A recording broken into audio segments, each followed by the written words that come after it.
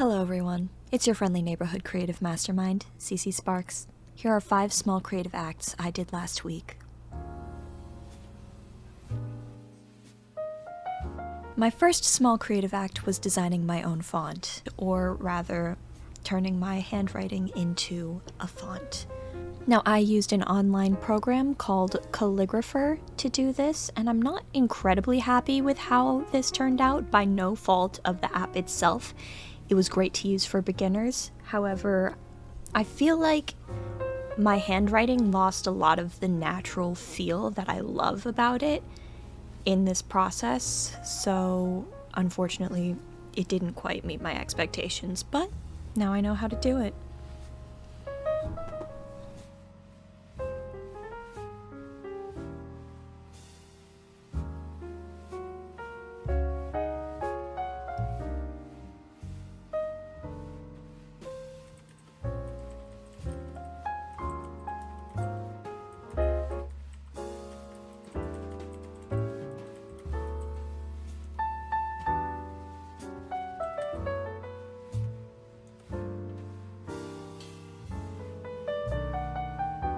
My second creative act was making a tabletop whiteboard calendar. Now, I had been considering this idea for a while, but just executing it was, as it always is, the biggest challenge. For this, I really just needed some plexiglass and some paper to draw on. The plexiglass came from an old picture frame, and I was able to score that pretty easily. And then I cut the piece of paper to size, and you will see the fun little June doodles that I did.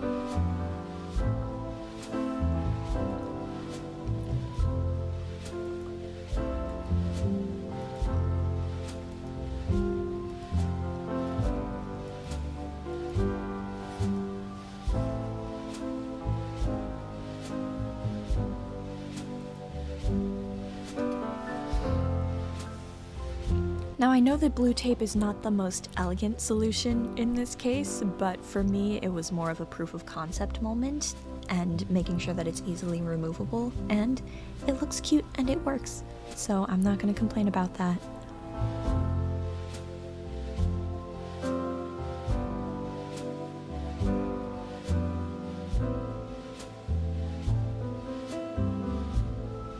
Now, the next 2 creative acts that I did both happened in the city. I went in to go and take a dance class, and I had a little bit of time before, so I went down to Cleo's yarn shop in Brooklyn just to take a peek. I did not end up buying anything there, but it was very inspiring seeing the yarn and just being in the space.